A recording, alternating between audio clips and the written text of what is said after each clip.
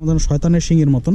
তো যাই হোক, এটা দেখাটা কোনো ব্যাপার না। আমি আসলে ওই সুবিধার জন্য এখানে একটা স্টিলের ক্যারিয়ার লাগাবো, যেটা আরও অনেক কাজে আমাকে সহায়তা করবে।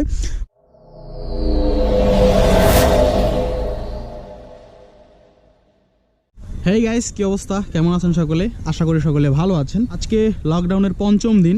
আজকেও বাইকটা নিয়ে বের হয়েছি মূলত ব্যাটারিটাকে চার্জ করতে এবং যন্ত্রপাতিগুলো একটু সচল রাখতে। হঠাৎ করে এই ফাঁকা এলাকায় বসেছিলাম, আর বেশিক্ষণ থাকবো না, কিছুক্ষণ চালিয়ে এখান থেকে চলে যাব বাসায়। অযথা ঘোরাঘুরি করতে চাই না, শুধুমাত্র কাজের উদ্দেশ্যে বের হওয়া। যে বিষয়টা আপনাদের মাঝে শেয়ার করতে চাচ্ছি সেটা হচ্ছে যে আমি অনেকক্ষণ বসে বসে ভাবলাম, আমার আরটিআর এই 2V হচ্ছে যেহেতু ট্যুরিংয়ের উপযোগী বাইক না, উপযোগী বাইক না বললে ভুল হবে, এটা নিয়ে অলরেডি 5000 কিলোমিটার ট্যুর করে ফেলছি, আরও ট্যুর করব ভবিষ্যতে, সেই প্ল্যানই কিন্তু আছে। কিন্তু কিছু কিছু ত্রুটি এই বাইকটা রয়েছে, যে ত্রুটিগুলো সমাধান না করলে আসলে ট্যুর করা ঠিক হবে না। একটা বিপদ আপদ ঘটলে তখন দেখা যায় ক্ষয়ক্ষতির পরিমাণটা অনেক বেড়ে যাবে। তো সেই চিন্তা ভাবনা করে আমি এই বাইকটাকে কিছু মডিফাই করতে চাই, যে মডিফাইটা বাইকের সৌন্দর্যটাকে বাড়িয়ে দেওয়ার জন্য না, বা আমার কাছে আকর্ষণীয় করে গড়ে তোলার জন্য না, অথবা পারফরমেন্স ভালো হওয়ার জন্য না, কিন্তু এই মডিফাইটা আমার বাইকটাকে কিছু অতিরিক্ত সুবিধা দিবে, যেটা এই বাইকটাকে টুরিংয়ের উপযোগী করে গড়ে তুলবে। তো কী কী মডিফাই করবো সেটা একটু আপনাদের মাঝে শেয়ার করি, তারপর অন্য কথা। চলেন আগে দেখাই যে কী কী মডিফাই আমি করতে চাচ্ছি।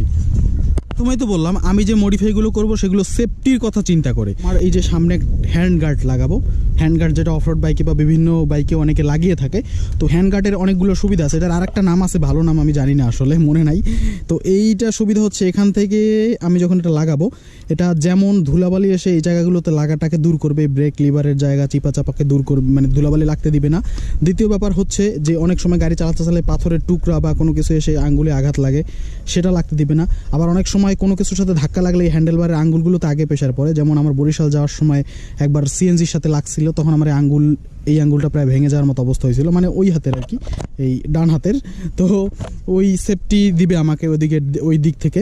তো আরও কয়েকটা সুবিধা আছে। তো এই সুবিধার কারণে হচ্ছে এখানে একটা হ্যান্ড গার্ড লাগাবো, যেটাও সেফটি পারপাস, সেফটির কথা চিন্তা করে। এটাতে ক্র্যাশ গার্ড লাগাবো। এখানে যে লেগ গার্ড আপনারা দেখতে পাচ্ছেন, এটা অত্যন্ত ছোট এবং এটা যদি আসলে পড়ে যায় তাহলে পায়ে আঘাত লাগে।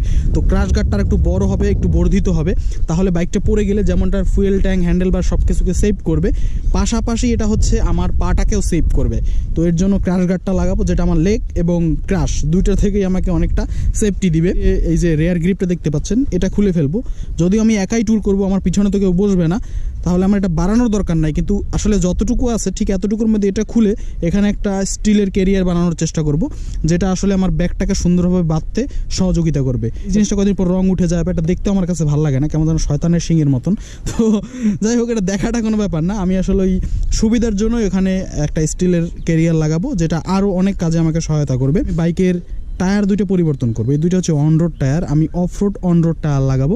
যেটা আপনারা জানেন, যেহেতু আরটিআরে রেয়ার টায়ার এবং সামনেরটা, এই দুইটা আসলে অফ রোডে ভালো গ্রিপ পায় না। সাদা বালি হলে তাহলে বা শুকনো বালি হলেই চাকা স্লিপ করতে চায় বা ইজি ঘুরতে থাকে কোনো উঁচু জায়গায় উঠতে গেলে, যেটা মারান্তঙে আমি ওঠার সময় টের পেয়েছি। তো যার কারণে, অথবা তিনদুতেও টের পেয়েছি, যার কারণে টায়ার দুটো on road of road tyre লাগাবো, যেটা আমার সব রাস্তায় সমান পারফরমেন্স আমি পেতে পারি। তো এই মডিফাইগুলো আমি করবো। আমি এখনও জানি না যে এই মডিফাইগুলোতে কীরকম খরচ পড়তে পারে, বাট আমি এখনও আইডিয়াও করতে পারি না। আমি আগে যোগাযোগ করব বিভিন্ন জায়গায়, যে দেখি কীরকম খরচ পড়ে এই মডিফাইগুলো করতে। এই মডিফাইগুলো করলে আমার লুকিংয়েও ওরকম খুব একটা পরিবর্তন হবে না। আসলে লুকিংয়ের পরিবর্তনের যে মডিফাইগুলো, এগুলো আমি পছন্দ করি না, কারণ কালার গ্রাফিক্স করে হয়তো বা লুকিংটাকে চেঞ্জ করলাম, কিছুক্ষণের জন্য আমার ভালো লাগলো, এটার স্ট্যান্ডার্ডটাকে নষ্ট করে দেয়। এটা আমার ব্যক্তিগত ওপিনিয়ন, যার কারণে কালার ঠালার করা আমার কাছে পছন্দ না। আমার এর জন্য পারপাসটা হচ্ছে যে আমি কোনটা থেকে কি সুবিধা পাচ্ছি। তো যে কয়টা ব্যাপার আপনাদের মাঝে শেয়ার করলাম, প্রতিটি আমাকে খুব ভালো সুবিধা দিবে ট্যুরিংয়ের ক্ষেত্রে। আশা করি বাইকটাকে ট্যুরিংয়ের উপযোগী করে গড়ে তুলতে পারবো। এখন খরচ কত কি পড়ে সেটা আপনাদের জানানোর ব্যাপার, তবে অবশ্যই এটার একটা রিভিউ দিব। আগে আমি এটা সেট আপ করি, এটা আমি কেবলমাত্র প্ল্যান করলাম, আর প্ল্যানটা আপনাদের মাঝে শেয়ার করলাম। মাপা যাবে মামা? এটা তো হাইটও মাপা যায় না? আচ্ছা আচ্ছা, জুতাগুলো উঠতে হবে না? হ্যাঁ, নাইলে তো উঁচু হয়ে থাকবে।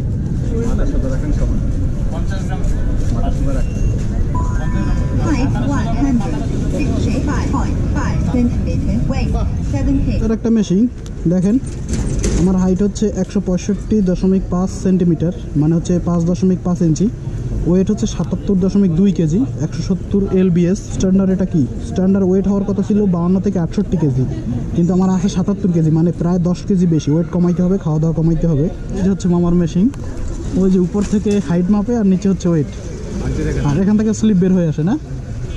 সুন্দর জিনিস। এইটা কিসের জন্য? এইটা ব্লাড প্রেশার মাপার। ও ব্লাড প্রেশার একসাথে? ওইটা বন্ধ, ওইটা করোনার সময় ও আচ্ছা আচ্ছা, ওইটা চালু থাকলে 20 টাকা করে নেওয়া হয়। বুঝতে পারছি। খুব সুন্দর জিনিস। ফ্লাক্সি করলাম এইখানে। আমি সচরাচর দোকান থেকে ফ্লাক্সি করি না, কারণ আমার হচ্ছে ওই নেক্সাস পের অ্যাপস আছে, অ্যাপস দিয়ে সবসময় ফ্লাক্সি করি। কথা হচ্ছে এখন আমার না আছে টাকা, না আছে এমবি, যার কারণে অ্যাপসে ঢুকতে পারতেছি না, ফ্লাক্সিও করতে পারতেছি না, এমবিও কিনতে পারতেছি না।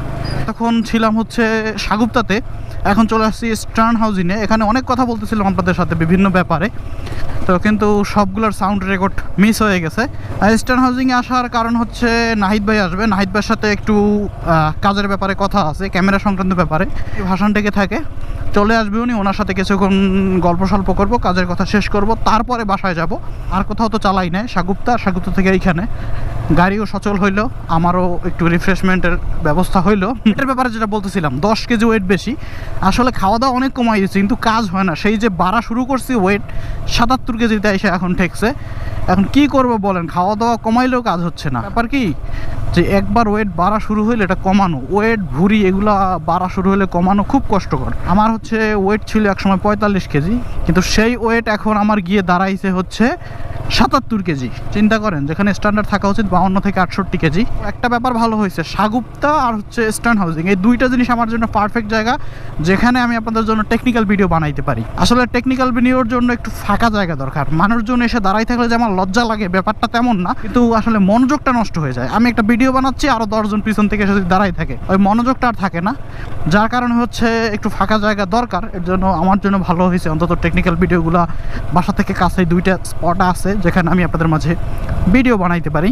আরেকটা ব্যাপার বলে রাখতেছি, আপনারা আমার বাসার আশেপাশে বা মিরপুর 12 এলাকায় অনেকে থাকেন, অনেকে প্রতিদিন কমেন্ট করেন। একজন তো কমেন্টে রাগ করে বসে আছেন, দেখা না করলে আর ভিডিও দেখাবে না, আমার ভিডিও দেখবে না।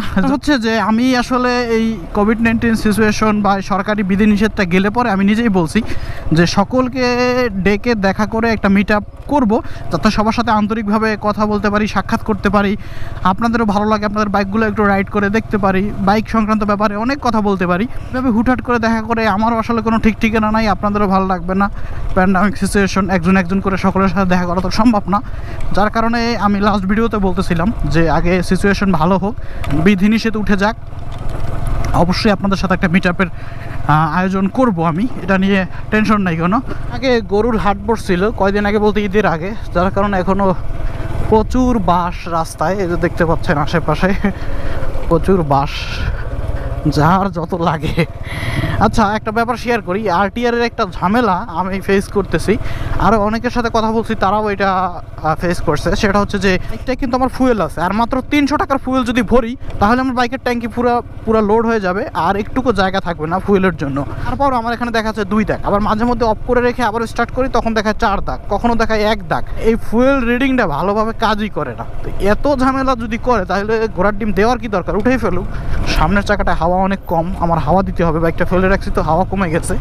হাওয়ার ব্যাপারে অনেকে আমাকে একটা প্রশ্ন করেন যে কত হাওয়া দিব, এটা নিয়ে আমার যদিও একাধিক ভিডিও আছে, তারপরে বলতেছি যে হাওয়া আপনি 2টা স্ট্যান্ডার্ড মেনটেন করবেন। একটা হচ্ছে আপনার টায়ার কোম্পানি যে স্ট্যান্ডার্ড দিছে সেটা, একটা হচ্ছে আপনার বাইক কোম্পানি যেটা দিছে। যেমন টিভিএস এর নিজস্ব টায়ার ব্যবহার করছে, আবার দেখা যায় হোন্ডা ব্যবহার করে এমআরএফ এর টায়ার। কোম্পানি একটা স্ট্যান্ডার্ড দেয়, তাদের ইউজার ম্যানুয়ালে থাকে, আর টায়ার কোম্পানি একটা স্ট্যান্ডার্ড যেটা টায়ারে লেখা থাকে। যে কোনো একটা, 2টাই কাছাকাছি থাকে, একটু এলোমেলো থাকতে পারে, বাট যে কোনো একটা ফলো করেন।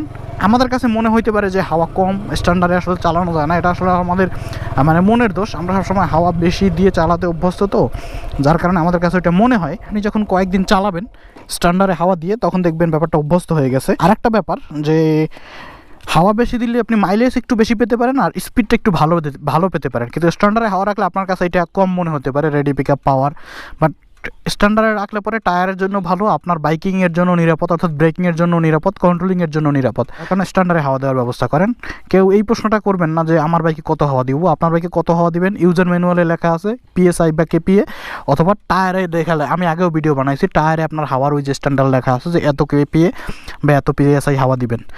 ওকে, একটু রেস্ট করি, তারপরে টেকনিক্যাল ভিডিও বানাবো। এর ভিতরে নাহিদ ভাই চলে আসবে।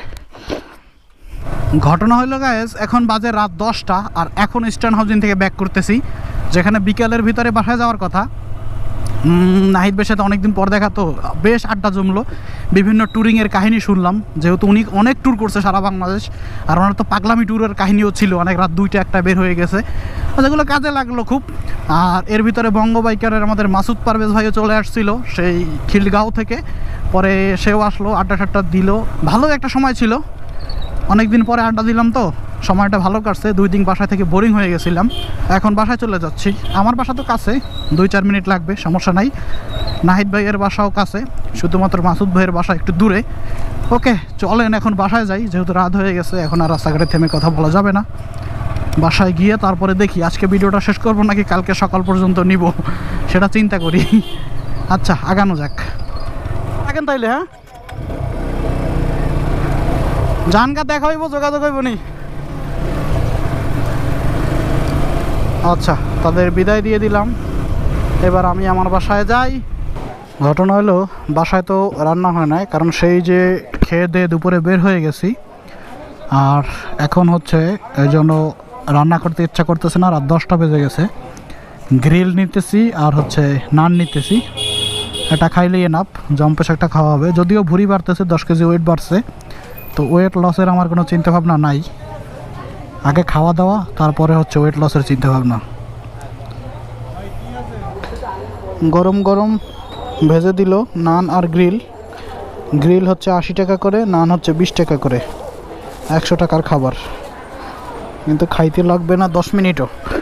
এটাই হচ্ছে আমাদের সমস্যা, ইনকাম করতে অনেক কষ্ট, কিন্তু খাওয়াটা খুব তাড়াতাড়ি হয়ে যায়। যাই হোক, ওদিকে আর ঘুরবো না, এখান থেকেই বের হই। এখানের দোকানের গ্রিলটা আরও একদিন খাইছিলাম, আর ওদিকে 10 নম্বর থেকে একবার খাইছিলাম, বাট এইটা আমার কাছে বেশি মজা লাগছে, যার কারণে এইখান থেকেই নিলাম গ্রিলের নানটা। ওদের সালাদ, নান, গ্রিল সব কিছুই ভালো। কালকে রাতের ব্লগ থেকে চলে আসলাম এখন সকালবেলা, অর্থাৎ পরের দিন সকালবেলা। কারণ হচ্ছে কালকে গ্রিল আর নান খেয়ে কী ভাবছেন ঘুমাইছি? আসলে না, ঘুমাই নাই। ঘুমাইলে এখন ভোর 5টা বাজে, আর আমি ভোর 5টায় উঠতাম না, উঠতে পারতামও না। আসলে সারা রাত ঘুম আসতেছিল না, মোবাইল নিয়ে গুতাগুতি করতেছিলাম। তো আমার আসলে বুঝতেই পারতাম না যে সকাল হয়েছে। হঠাৎ করে দেখতেছি মোরগ ডাকতেছে। আমি কী ব্যাপার, শহরে মোরগ ডাকতেছে, আমি কি ভুল শুনলাম নাকি? পরে দেখতেছি না, ভুল শুনি নাই, আসলে মোরগ ডাকতেছে। এই আশেপাশে কোনো ছাদে হয়তো বা মোরগ আছে, যার কারণে ভোরবেলা মোরগ ডাকা শুরু হয়েছে। বাইরে তাকাই দেখি যে পুরো আলোতে ভরে গেছে, এখন ভোর 5টা বাজে। আর আজকে না উঠলে বুঝতেই পারতাম না যে সকাল এত সুন্দর হয় ঢাকার, কারণ এত সকালে কখনো ওঠা হয় না, অনেক দিনই ওঠা হয় না বলতে গেলে। তো একদম দেখতেছি কয়েকজন ব্যায়াম করতেছে, দৌড়দৌড়ি করতেছে মুরব্বীরা, আর পরিবেশটা এত শান্ত, একটা ঠান্ডা বাতাস। একটা চা নিয়ে এর জন্য, এই যে মোরগ ডাকতেছে শোনেন, এর জন্য একটা চা নিয়ে ছাদে আসলাম। এই পুরা চায়ের কাপটা শেষ করি, এরপর যদি ঘুম আসে তাহলে ঘুমাবো, না হলে বাইরে বের হয়ে যাব আপনাদের জন্য টেকনিক্যাল ভিডিও বানাইতে। এই হচ্ছে আপাতত প্ল্যান, আগে চাটা শেষ করি এই সুন্দর একটা আবহাওয়ায়, তারপর হচ্ছে পরবর্তী চিন্তাভাবনা। যাই হোক, তাহলে এই চায়ের সাথে সাথে আজকের ব্লগটাও শেষ করে দিচ্ছি। দেখা হবে আবার আগামী ব্লগে। সকলে ভালো থাকেন, সুস্থ থাকেন, সাথেই থাকেন মোটরসাইকেল মেকানিক ওয়ার্ল্ড এবং অস্ত্র বিশ্বাস, 2টা চ্যানেলেরই। আজকের মতো এখানেই, বাই বাই। ও আরেকটা ব্যাপার, এই যে মগ ভর্তি চা দেখতেছেন না, আমি আসলে রং চা এইভাবেই খাই, আমি দুধ চা খাই না, রং চাই খাই। আর আমার এই এক মগ না খাইলে মন ভরে না, এর জন্য দোকানে চা খাইলে আমি তৃপ্তি হয় না, এর জন্য বাসায় ম্যাক্সিমাম আমি চা বানাই খাই, একদম এক মগ নিজের মতো করে কাঁচাপাতি দিয়ে খাই, সেই একটা টেস্ট। একদিন চেক করে দেখেন, কাঁচাপাতি দিয়ে এরকম চা খাইতে ভালোই লাগে, যদি আপনি চাকর হয়ে থাকেন।